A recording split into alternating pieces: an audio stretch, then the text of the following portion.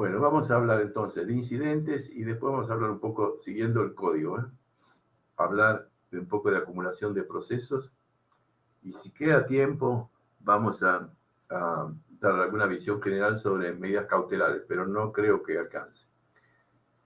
La idea es esta.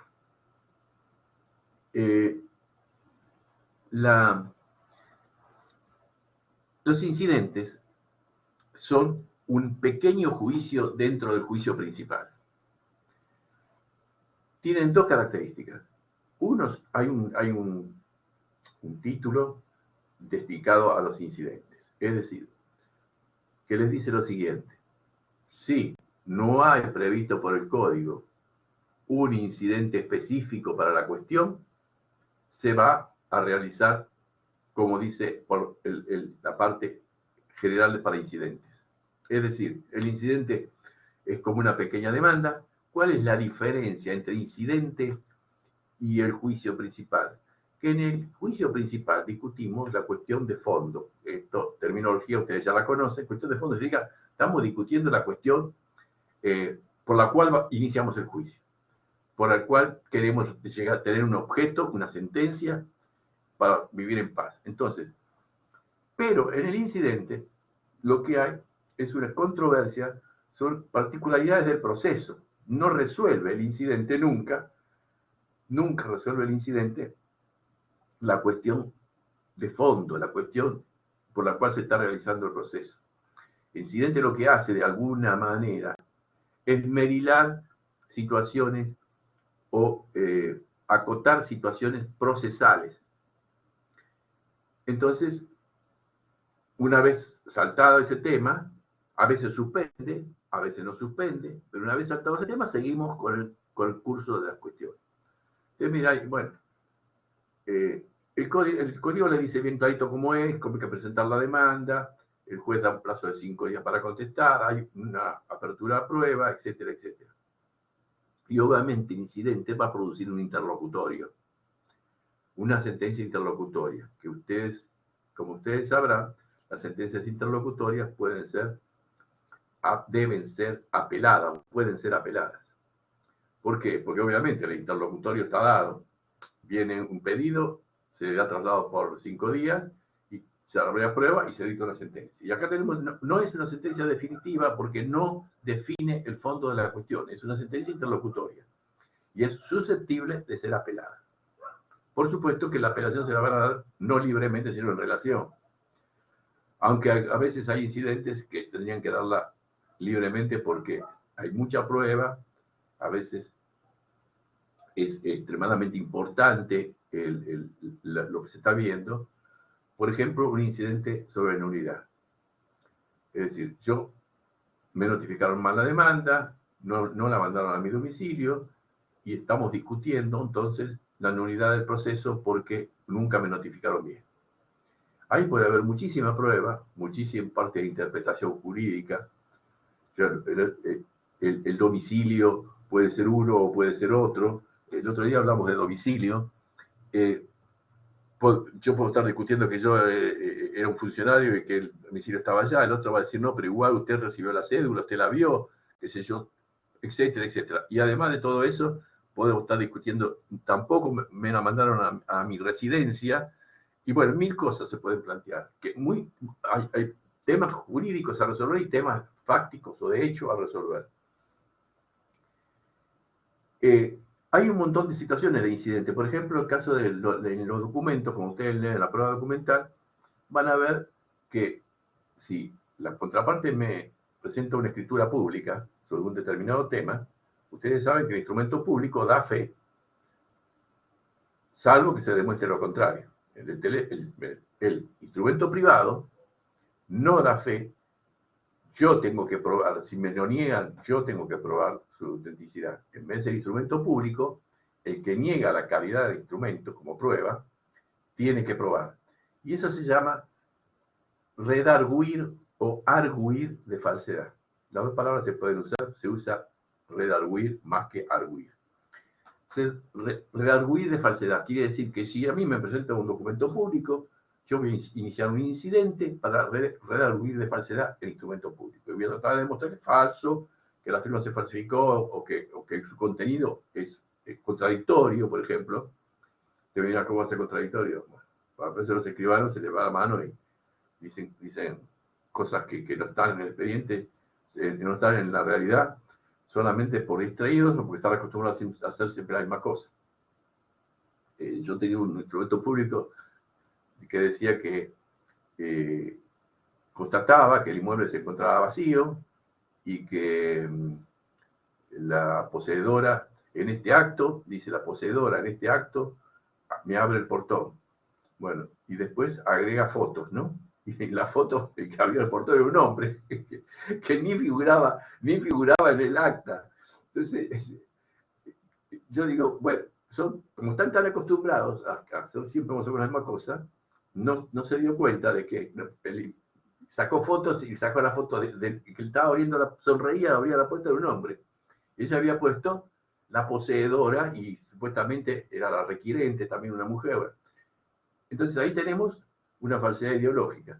Entonces, la idea es que hay una gran cantidad de incidentes que están regulados y otra cantidad de incidentes que no están regulados. Pero lo fundamental es que ustedes tengan conciencia de que el incidente es un pequeño juicio, por supuesto con sustanciación, quiere decir con traslado a la otra parte y todo, solamente para dirimir cuestiones procesales, que pueden ser muy importantes, pero son cuestiones procesales. No resuelve la cuestión de fondo que se trata en el litigio. Esto es lo que cerramos con incidente, todo lo demás es leerlo, no hay ninguna cosa rara. Vamos a acumulación de procesos. En el tema acumulación de procesos, yo no sé si ustedes recordarán o vieron alguna clase mía, por ahí ya soy reiterativo, nosotros tenemos que distinguir, a ver si alguno se acuerda de eso. ¿Qué diferencia hay entre acumulación de procesos y acumulación de acciones? ¿Alguno se acuerda? Nadie. No. ¿Todos son nuevos en la facultad o dieron procesal ya? Nadie se acuerda. Bueno, y nadie me lo puede definir qué diferencia hay entre acumulación de acciones y acumulación de procesos.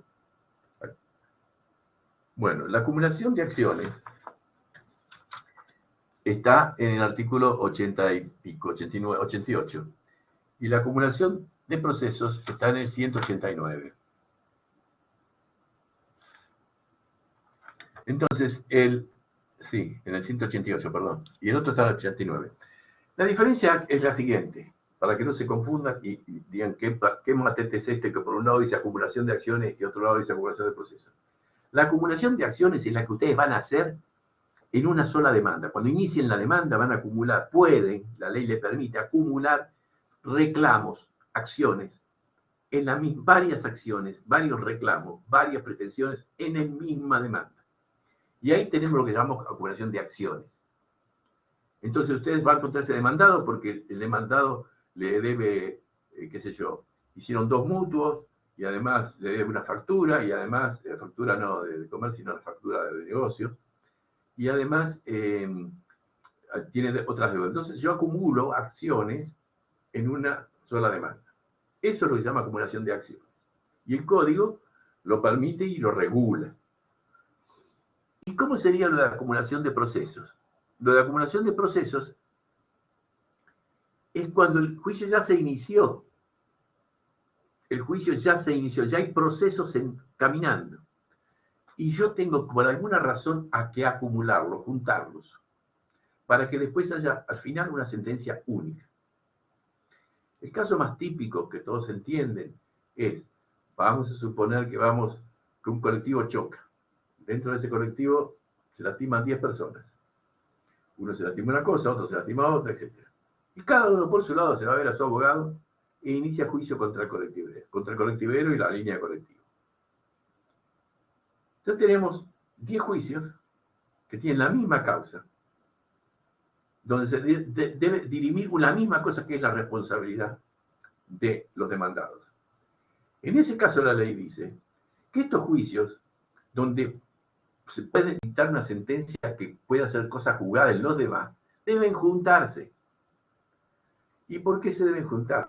Porque sería un escándalo jurídico que 10 jueces dijeran 5 una cosa, 7 o 3, 3 o 10, lo que sea, digan uno rechazo la demanda, el otro diga rechazo por la mitad, el otro diga hago lugar a la demanda, etc. En el mismo caso, con la misma responsabilidad. Entonces ahí la ley exige la acumulación. La ley exige la acumulación. Entonces, ¿y qué otro momento?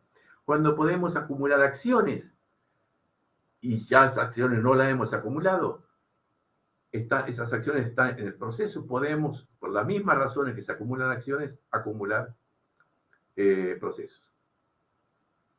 Esta sería la diferencia fundamental para que ustedes no se vuelvan locos. La diferencia fundamental es cuando hablamos de acumulación de procesos, son juicios que ya se iniciaron. Y lo más característico de las acumulaciones, lo más característico, es justamente en el caso donde en los distintos procesos hay una misma causa y el juez deberá dirimir sobre ese mismo hecho si hay o no responsabilidad, si rechaza la demanda o no rechaza la demanda. Esto es lo más común. Las otras acumulaciones son hipotéticas casi. Yo tengo un pequeño... A ver si... Ahora, nada.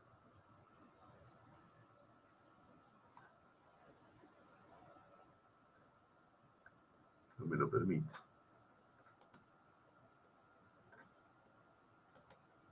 Ahora. A ver, ¿lo ven?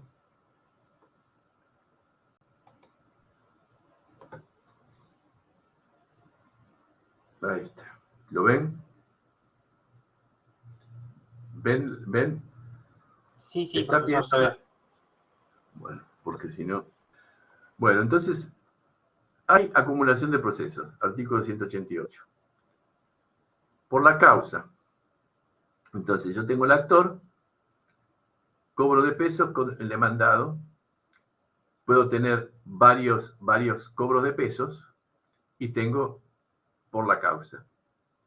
Aquí también tengo acumulación de procesos, este es un actor, este es otro actor, este es otro actor, todo, acá podría ser de acciones o después podría ser de procesos. Es decir, estos tres se pueden juntar y demandar a estos tres. Entonces acá tenemos de entrada acumulación de acciones, pero si no se juntaron, todos estos juicios terminan juntándose. ¿Por qué?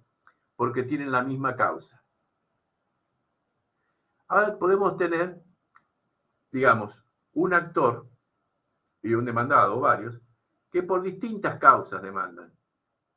Y acá también podemos juntar. Tenemos un mutuo, después tenemos facturas impagas y tenemos otro mutuo. Un mutuo es un préstamo de dinero. Entonces, ¿qué hace el actor? Junta, todas estas acciones podrían ser diferentes, pero la puede juntar. La puede juntar cuando le inicia el proceso o la puede juntar cuando los procesos están iniciados, porque tenemos el mismo demandado. Después tenemos la causa de vuelta.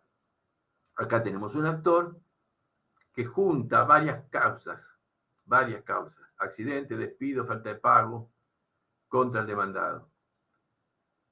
Y luego, actor, daños y perjuicios contra varios demandados. Es decir, estas acciones podrían haber sido diferentes, pero yo lo que estoy haciendo es, puedo unificar las acciones contra varios demandados, o puedo no unificarlas, pero después, como la causa es la misma, esto lo vamos a tener que juntar. Yo no estoy cliqueando empiezo de vuelta. Cobro de pesos, tenemos, esto es lo normal. Actor, una causa, un demandado. Varios actores. Quiere decir que acá puedo juntar en la acción o puedo juntar durante el proceso. ¿Por qué? Porque la causa es la misma. Y acá no puede haber sentencias contradictorias. Entonces, esto no necesariamente yo tengo que juntar todos estos juicios en uno solo. Ahora vienen distintas causas. También el actor puede juntar esto por separado, puede hacerlo cuando hace acción, o puede pedir después que se junten cuando ya los procesos están iniciados. Tenemos otra más, que es también el actor con distintas causas va contra el demandado. Puede ser en la acción, cuando inicia la demanda, juntar todo. O puede hacerlo todo por separado y después, en un momento determinado, poder pedir que se junte todo porque tenemos un solo demandado. Y por último, tengo un actor y varios demandados. Podría hacerlo todo separado. Y puedo hacer lo que correspondería es hacerlo todo junto, porque tarde o temprano, por esta razón, vamos a tener, por daños y perjuicios, vamos a tener que acumular los procesos. ¿Por qué? Porque puede haber sentencias contradictorias. Y a esto se le llama comúnmente escándalo jurídico. Ahora, queda un detalle.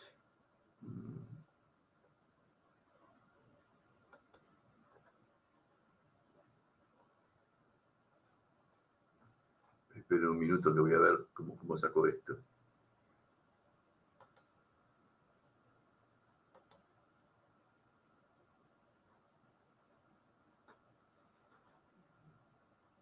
Ahí está. Entonces, queda un detalle. Que es detalle totalmente, no se le va a plantear nunca, pero se le plantea. La acumulación no puede ser cuando las causas están tramitando en distinta jurisdicción estatal, en distintos estados. Le dicen generalmente jurisdicción territorial, pero ustedes saben que el sistema de jurisdicción tiene otra definición, pero acá no hay vuelta que darle. Hasta la Corte llama jurisdicción territorial. ¿Y a qué le llaman jurisdicción territorial? A la jurisdicción de otro estado. Ahí está bien expresado. Si no, sería competencia territorial. Entonces, jurisdicción de otro estado. Un juicio tramita en Buenos Aires y otro tramita en Santa Fe. Tienen la misma causa. La pregunta es, ¿pueden ser acumulados? La respuesta es no. Pero la jurisprudencia va y viene. ¿Por qué? Porque no hay un código procesal obligatorio para todas las provincias. Los códigos son provinciales. Por lo tanto, las acumulaciones rigen para esa provincia. El otro código puede tener otro sistema de acumulaciones o no. Entonces, nosotros no podemos decir, pero es la misma causa y los dos códigos dicen lo mismo. No, dicen lo mismo, sí, pero aquel lo dice para Santa Fe y este lo dice para Buenos Aires. Por eso tenemos un sistema federal. Entonces, esta confusión de que los dos códigos dicen lo mismo nos permitiría teóricamente acumular. Este tipo de cuestión es bastante debatido. Hay fallos por un lado, fallos por el otro, hay dictámenes del procurador diciendo no son acumulables, hay dictámenes de la Corte diciendo sí son acumulables, hay dictámenes de la Corte diciendo excepcionalmente son acumulables. Es decir, no está muy claro. En general, no deberían ser acumulables. Y ustedes me dicen, bueno, pero entonces se puede dictar una sentencia en contra de Santa Fe y una sentencia a favor a los otros acá en Buenos Aires. Sí, ahí no habría escándalo jurídico. ¿Por qué no habría escándalo jurídico? Sencillamente porque son distintos estados. Como no hay ningún escándalo jurídico que en el Uruguay dicten una sentencia desfavorable, igual, idéntica, sobre el mismo hecho, y otra acá sobre el mismo hecho favorable. Es decir, que se contradigan. ¿Por qué? Porque al estar en distintos estados y al tener derecho, al recurrir a los jueces naturales, que en este caso puede, en un daños y perjuicios, la competencia es, por el lugar del hecho, domicilio del demandado, incluso a veces domicilio de aseguradora. Entonces, lugar del hecho puede ser Buenos Aires, domicilio del demandado puede ser Santa Fe. Entonces, Buenos Aires es juez natural de quien inició el juicio acá, y Santa Fe es el juez natural de quien inició el juicio allá. Como son dos estados, ahí no hay escándalo jurídico, porque de hecho, siempre hay a montones jurisprudencias contradictorias de las Cortes de la Nación con la Corte de la provincia. Entonces, es más, en la provincia de Buenos Aires puede haber jurisprudencia plenarios contradictorios. Pueden tener un plenario en San Martín y otro plenario en San Isidro, y los dos contradictorios. Es una locura, porque sería como cada partido, cada municipio tendría un código civil propio. Pero esto, o cada departamento judicial tendría un código civil propio, porque todavía el tema de los plenarios en la provincia de Buenos Aires sigue vigente. En Capital, ustedes saben que el plenario está derogado. El tema del plenario está derogado por una ley que yo tengo anotada acá, por 26.853, artículo 12. Derogaron el plenario. Entonces, con esto cerraríamos el tema de incidentes y de acumulación de procesos. ¿Alguna duda?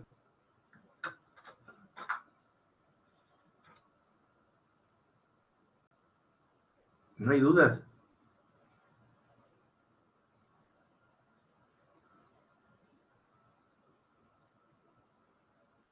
¿Me están escuchando? ¿Me están escuchando? Dígame si alguien me escucha.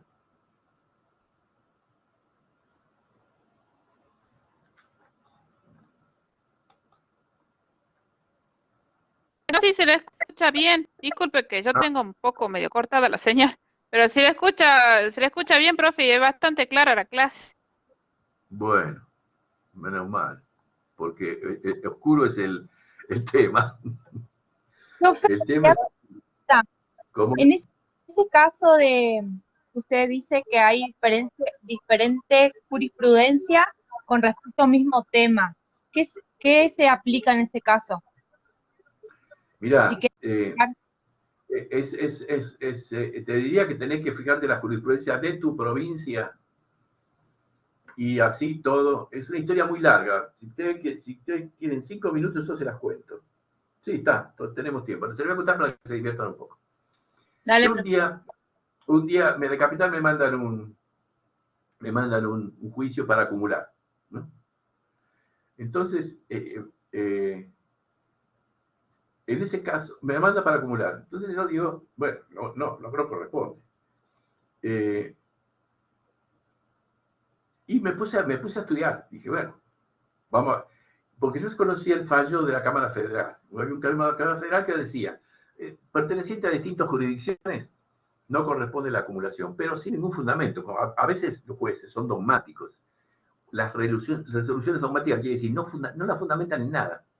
O en una cosa que no puede ser cierta nunca, como por ejemplo, el que ocupa siempre tiene que indemnizar. No, el que daña tiene que indemnizar, no el que ocupa el inmueble. Entonces yo como un inmueble y no daño a nadie, no debo ninguna indemnización. Pero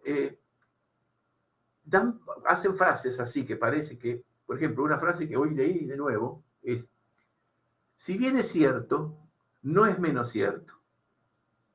Entonces yo le decía a un camarista, si bien es cierto, no es menos cierto, las dos cosas son ciertas, igualmente ciertas. Decime por qué elegí la segunda elección. Me dice, tenés razón, voy a dejar de escribir eso. Bueno, por eso le digo, entonces agarra y la Cámara Federal dice así, no, está al toque. Bueno, la Corte, el procurador de la Corte dijo, no son acumulables. La Corte, en un fallo en minoría, dijo, sí, son acumulables. Bueno, me puse a estudiar. Me voy a un código de procedimiento, ¿no? Uno comentado. Y veo que dice, no son acumulables las cosas. ¿Y de dónde lo sacó? Y dice, ¿dónde está el argumento? Bueno, voy a otro código más viejito que este, procesal comentado, y me dicen lo mismo. No son acumulables, bla, bla, bla. Voy a otro código, y el código me dice, no son acumulables, fallo. Boom, me voy al fallo. El fallo era del año 50 o 40. No había código todavía. No había código. Y entonces el fallo decía que no son acumulables porque cada provincia tiene normas distintas. Y por otro lado, de acuerdo al sistema federal, no corresponde la acumulación. Entonces, y justo cita una norma que se había dictado recién, dice, esta norma se dictó para la provincia de Buenos Aires, pero no para Santa Fe, porque es una norma procesal para la provincia de Buenos Aires. Ahí descubrí que dos códigos comentados no tenían cita, y el último código, el más viejito, que tenía la cita, me remitía a a una jurisprudencia muy antigua. Pero era buena, ¿por qué? Porque ahí se notaba claramente que las distintas provincias no tenían legislada la acumulación de una manera diferente o no la tenían legislada. Entonces uno no podía decir la bobada de decir, los dos códigos dicen lo mismo. No, los dos códigos no dicen, lo dicen pero para su provincia, no lo pueden decir para la otra. Entonces yo no le puedo decir, acaba el expediente, se lo mando a usted para que acumule porque, y yo le pregunto, ¿y en virtud de qué? Y me cita el código de él. Entonces, digo, ¿en virtud de qué? Entonces, yo, discutiendo con otros, le digo, me dice, bueno, dice lo mismo. Claro, dice lo mismo, pero no es para, este código es para acá y este código es para acá.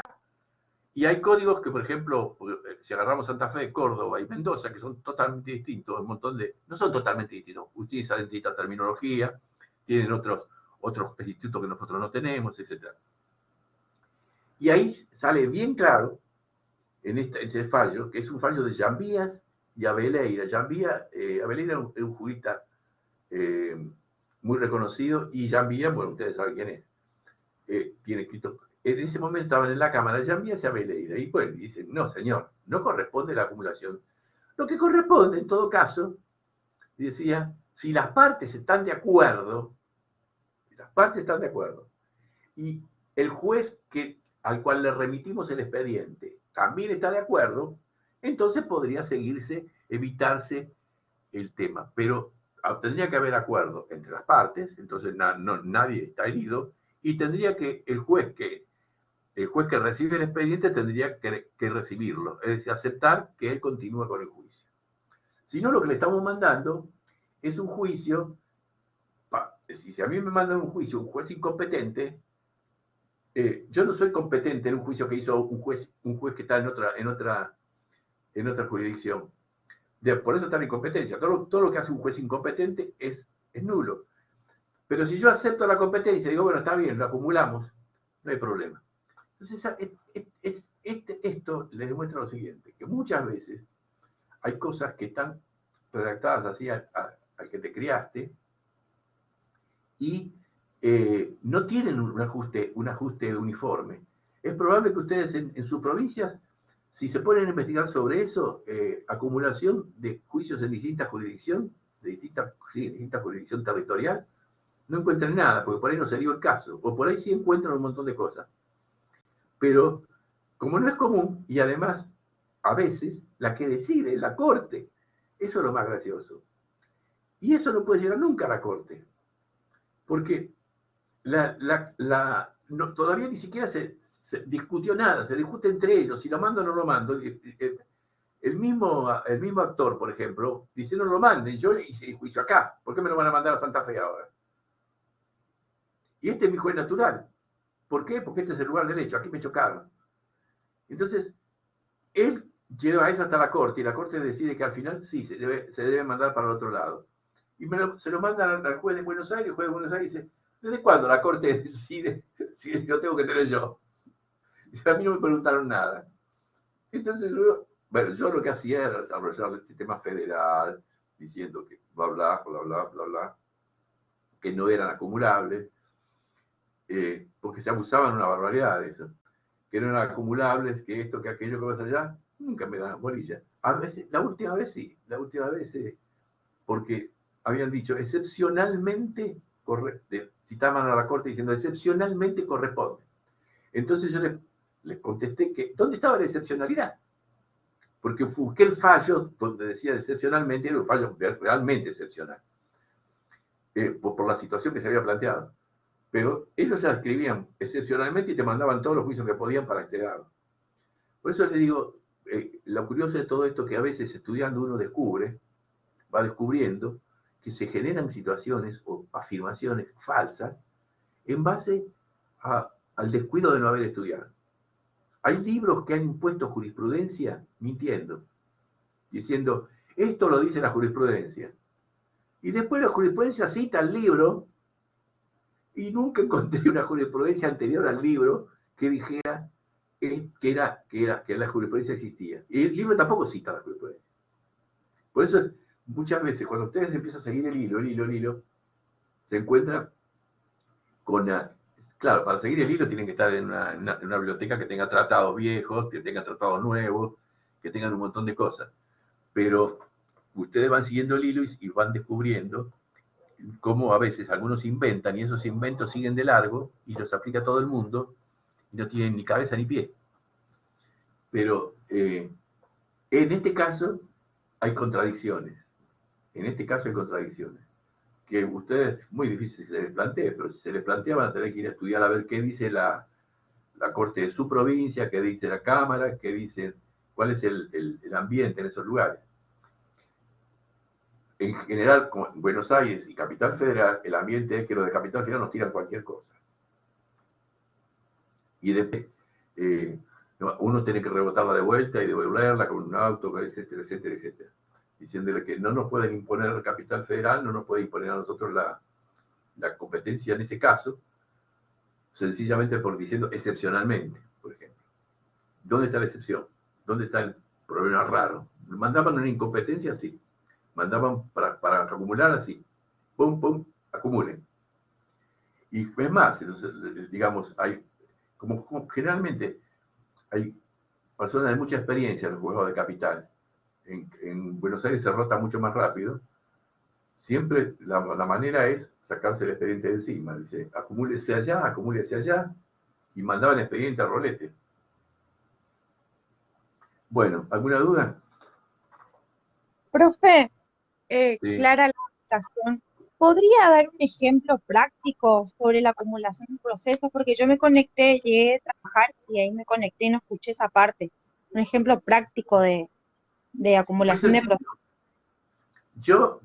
Un accidente en colectivo, el colectivo van 20 personas, chocan con un auto, se accidentan 10, ¿no es cierto? Bueno, deciden hacer un juicio cada una por su lado, cada uno va a ver su abogado. Ahora, ¿qué pasa? La causa es la misma, el hecho es el mismo, por lo tanto, ahí la acumulación es obligatoria, siempre y cuando estemos dentro de la misma jurisdicción territorial. ¿Es obligatoria por qué? Porque sería un escándalo jurídico que cada uno de ellos obtuviera una sentencia diferente. Uno la rechaza, otro la acepta por la mitad, el otro la acepta toda entera. Entonces ahí la acumulación es automática. Es decir, alguien de los demandados o alguien de los actores va a decir, señores, ya tengo un juicio yo sobre esto, el del colectivo. Así que solicito que se acumulen. Por ejemplo, el caso patético, repatético, que nos reventó a todos, nos volvió todos locos, es el caso de Cavis. En Cavis hubo, no sé, creo que más de 100 y pico de damnificados, hubo muertos. Cavis fue un disco que se quemó acá cerca de San Isidro. Y casi todos iniciaron, algunos iniciaron juntos y otros separados. Y hubo que acumularlos todos y esperar que cada uno de ellos termine la prueba que había ofrecido. Y entonces el juicio estaba durmiendo porque 2 o 3 o 5 uno estaba por acá, el otro estaba por acá, y no dictaban, y no se dictaba sentencia, y no se dictaba sentencia, y no se dictaba sentencia. Y después, bueno, alguien se avivó y dijo, bueno, señores, veamos la cuestión de fondo. Y las cuestiones del monto de los daños que se diriman después, porque había muchos que estaban todavía, es decir, habían pasado la etapa de la prueba, todos, pero no habían pasado la etapa de, digamos, la prueba sobre el fondo de la cuestión. Estaba. Lo que no estaba eran los oficios para los daños, los peritos médicos que tenían que hacer esto, los otros, etcétera, etcétera. Entonces, alguien dijo, y con razón, vamos a dictar sentencia. Después quedó dormido y después al final dictaron sentencia. Pero tuvo un montón de años nada más que porque se acumularon. ¿Por qué? Porque la causa era la misma. Había que dirimir la responsabilidad, nada más. Ahora, es poco común eso. Lo que sí es común que haya 2 o 3 juicios de daños y perjuicios con la misma causa, entonces eso debe ser acumulado. Porque para que no haya escándalo jurídico, que uno diga una cosa y otro diga otra. ¿Está eso? Profe, y por ejemplo, si yo estoy de paseo, ¿no es cierto? Y justo, bueno, estoy en ese accidente de colectivo, soy de otra provincia. De todas maneras, sigo tramitando el juicio en esa provincia. No, el problema está, El problema está en que tienen que ser competentes, porque vos fíjate, si vos te das cuenta, los daños y perjuicios de esta característica, de este tipo, es el domicilio del demandado o el lugar del hecho. Y ahí puede aparecer que el domicilio del demandado sea Santa Fe y el lugar del hecho sea Buenos Aires. Entonces ahí puede ocurrir que alguien que iba en el colectivo demanda en Santa Fe porque le conviene y el otro demanda en Buenos Aires porque le conviene. Ahí tenemos dos demandas en distinta jurisdicción territorial. Ahora, si estuvieran en la misma jurisdicción territorial, no hay duda, se juntan. La duda está cuando están en distinta jurisdicción territorial, porque los dos están ante el juez competente, porque la ley te dice lugar del hecho o domicilio del demandado. Yo elegí domicilio del demandado, el otro eligió el lugar del hecho. Entonces ahí es donde queda una duda.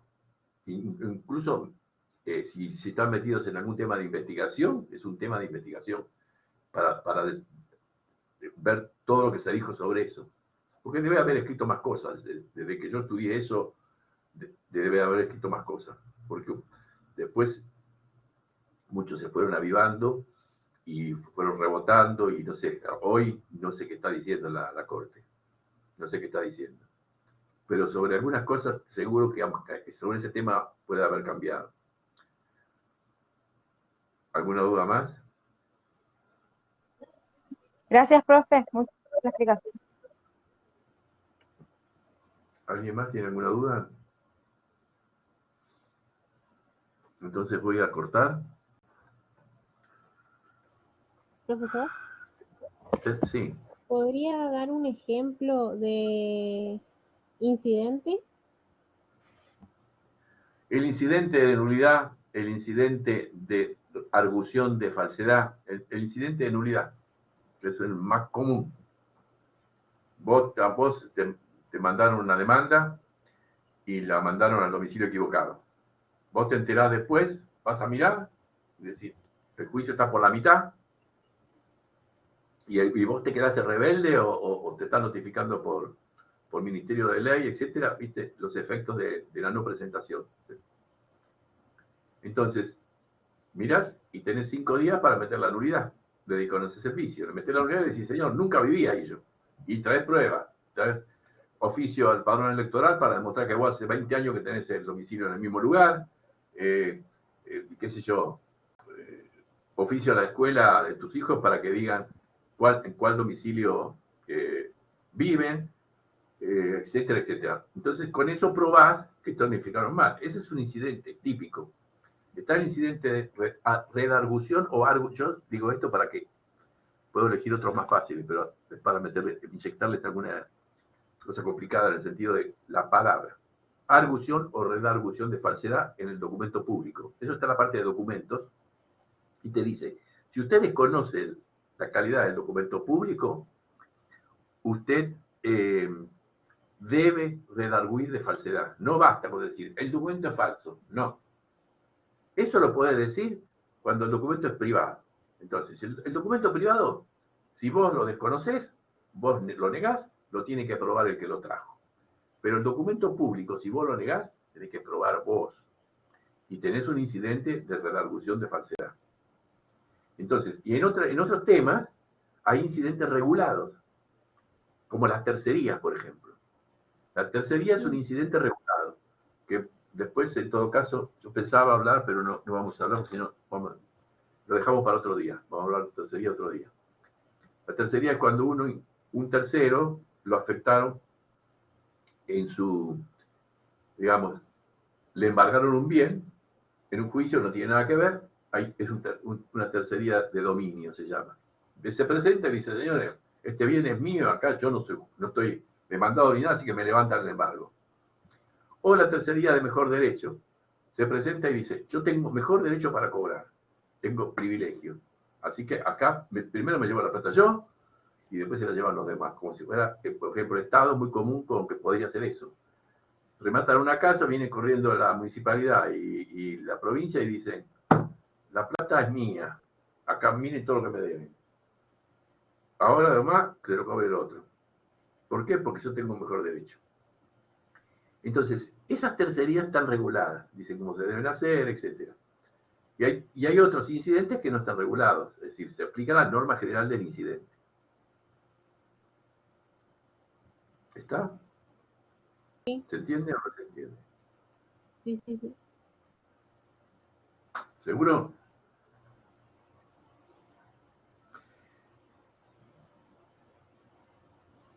Yo ya había dado ejemplo de tercería, vos entraste tarde.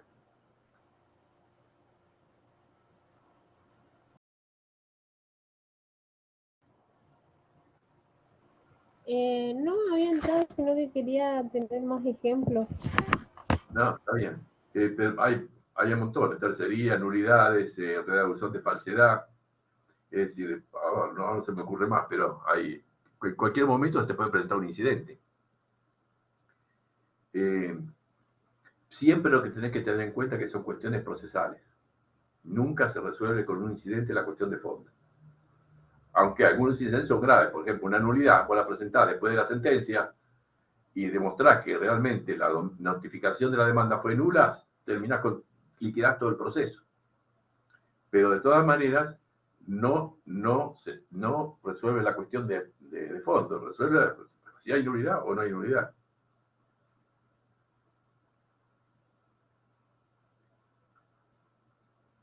¿Alguien más? Si guardan silencio, voy a cerrar. Sí. Buenas noches, profesor. Buenas noches, ¿cómo estás? Bien, un gusto. Sí, respecto a lo que usted hablaba, me acordaba de lo que habíamos hablado en la clase pasada, cuando usted dio el ejemplo, justamente en referencia a la constitución del domicilio procesal, cuando justamente están las nulidades en las notificaciones y todo esto, ese ejemplo que dio, sí, tal cual. Viste que se presenta, no es nada sencillo, se puede presentar problemas de derecho fuerte y problemas de hecho probar que fuerte también. Porque si bien es cierto, en el tema domicilio, en las notificaciones te termina diciendo si cumplió su cometido, no importa, el problema está que por ahí no cumplió su cometido. Y discutir si cumplió su cometido. Si mi mamá que tiene 95 años lo recibió y dice, sí, mi hijo vive acá, sí, y después yo tengo que empezar a probar de que mi mamá le trae el papel y lo tira.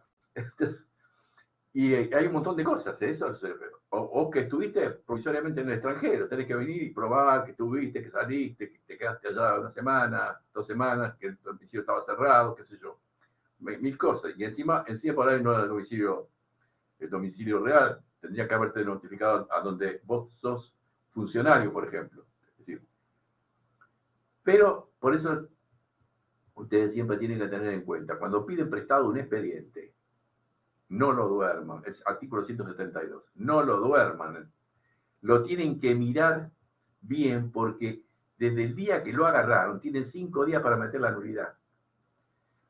Y se notifican de todo el día que agarraron el expediente, de todo el expediente, hasta la carátula se notifican. Entonces, no se duerman con eso. Es decir, antes de pedirlo ya tienen que saber qué hay. Y después cuando lo piden, tienen que identificar si hay unidad. Y generalmente uno entra a un proceso, cuando entra tarde, por alguna razón, usted dice, que me lo presten. Sí, te lo van a prestar. Pero cuidado que a los 5 días tienen que meter la unidad. Más de uno lo duerme y dice, lo dejo para la semana que viene. ¿Sí? Y la semana que viene te comiste lo más importante. Porque cuando vos entras tarde a un proceso, alguien te viene y te dice, mire, en juicio yo no sé qué pasó, que esto, que aquello. Y te puedes encontrar con una nulidad. Es muy común. Muy común. En general, uno de los grandes problemas para la demanda, para los juicios, son las notificaciones de la demanda. Que al tipo no lo encuentra, se pasan meses para notificar a veces.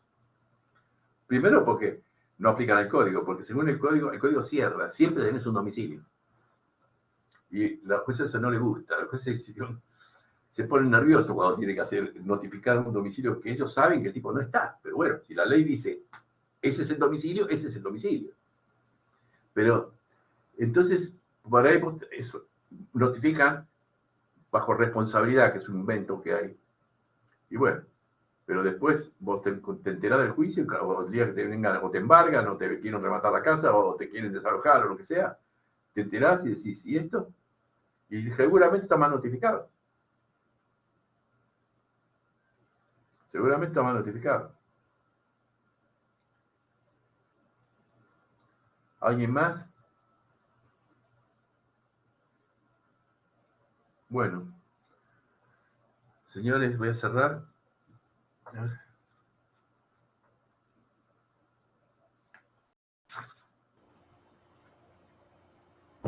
No, estoy viendo si les gusta que hablemos de medidas cautelares la próxima vez. Sí, interesantísimo, profesor. Sí, sí. Por mi parte, por lo menos, no sé, los compañeros. Podemos hablar un poco de medidas cautelares. Son bastante Sí, prácticas, profesor, también de mi parte también opino igual que el compañero, que son temas muy interesantes y muy apropiados también. Bueno, fantástico. Entonces será buenas noches, que sigan bien. Perdón, profesor, perdón que le Sí. corto, justito. ¿Cómo es el tema del régimen de notificación de electrónica, por ventanilla electrónica, por ejemplo, que hacen los AFIP y todo esto? No tengo la menor idea, Ah, porque no tengo la menor que idea, porque esto se reformó todo, incluso, por ejemplo, en la provincia de Buenos Aires, todo va, hay expediente electrónico en de mi notificación. provincia.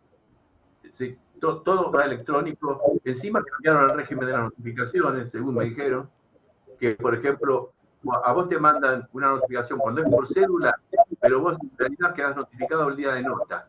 Es un invento no sé si un invento del que me lo contó o un invento de la corte. Y todo esto está regulado así, con regulaciones que va sacando la corte. Así que no tengo la menor idea. Sí. Que Ahí de las FIP, notificaciones de la FIP electrónica. es Pero, por ¿cómo? en ventanilla electrónica, y lo que dice supuestamente es que el mero envío del mail hace a la notificación, es decir, se da por notificado, así no lo haya recibido o esté mal redactado el mail a donde se mandó. El disparo desde el mail, desde la base de AFIP, ya automáticamente obra como notificado el Claro, contribuyente. hay que ver si estás en un proceso administrativo con la FIP y constituiste domicilio electrónico, o sencillamente no estás en un proceso administrativo con la FIP, y entonces la FIP tiene un mail tuyo. Ya me parece más dudoso, porque vos podés decir, mire, este mail yo lo dejé hace 2 años, no pasa por ahí. Y hay muchos contadores. Y en el momento que vos lo entregaste el mail ese, no sabía que servía para una notificación electrónica. Por lo tanto, lo podés tener dormido a montones.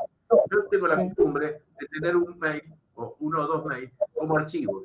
Entonces, cuando yo recibo algo que me parece importante, antes de todo, me lo mando. Y está ahí. Yo sé que si se me borra, o si lo quiero borrar, yo sé que lo tengo allá. Es un mail que directamente no lo uso, no escribo en esos mails. Los tengo para archivos.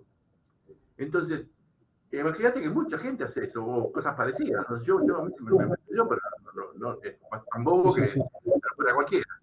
Entonces me van a notificar a mí en un mail que yo, o que di hace mucho tiempo. Ahora, es muy probable que esto esté para cuando vos entrás ya en el tema del contexto administrativo. Es decir, que vos te presentaste, constituiste domicilio electrónico y entonces sí. Ahora, eso de que diga que si está mal escrito, o está mal el nombre, o está mal no sé qué, es un ridículo. Sí. Sí, señor. Sí. Sí, tal Mirá, cual. muchas cosas que por más que se digan, el problema está en que nunca pueden llegar a ser validadas. Porque vos después, cuando te vas al juez, le vas a decir, mire lo que escribieron y dicen que este es mi domicilio, y este nunca fue mi mail. Entonces, ahora, es un problema. Yo creo que todavía tiene que asentarse todo esto. Pero para mí están hablando de cuando vos ya estás en el trámite administrativo. Recibiste una intimación a tu casa, por carta, a tu domicilio real, a tu domicilio fiscal, perdón. Y vos ya te presentaste y constituiste un domicilio electrónico. Ahí sí podemos hablar.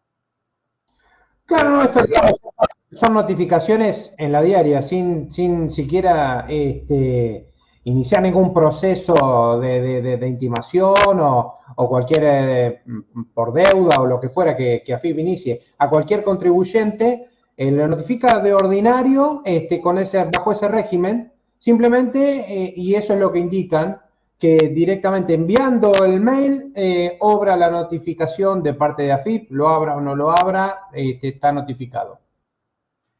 Es un invento, porque hay gente que legisla creyéndose que se puede decir cualquier cosa. Ese es el problema, ¿viste? Es decir, ellos creen que son geniales. Dije, le vamos a poner todo esto y todo esto y todo esto. Pero cuando eso termina en la justicia, no va. No va. Perfecto. Clarísimo. Porque en el momento que usted, yo no sé, estoy en la FIA hace ya una buena cantidad de años, más de 50. Y yo no existía primero el mail. Suponete que alguna vez llené algún formulario cuando saqué un nuevo quit o el quit o lo que sea, y llené algún formulario que puse hace 20 años un domicilio, un mail. No me lo pueden tener nunca como domicilio, porque no fue esa la intención, además. No fue esa la intención.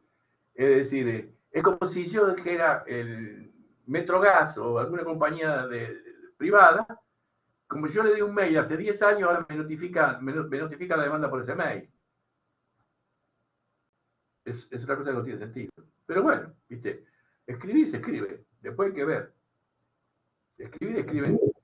Perfecto. Y esto, ¿sabes lo que ocurre? Con esto ocurre que, por ser tan así, digamos así, vivos, pierden juicios.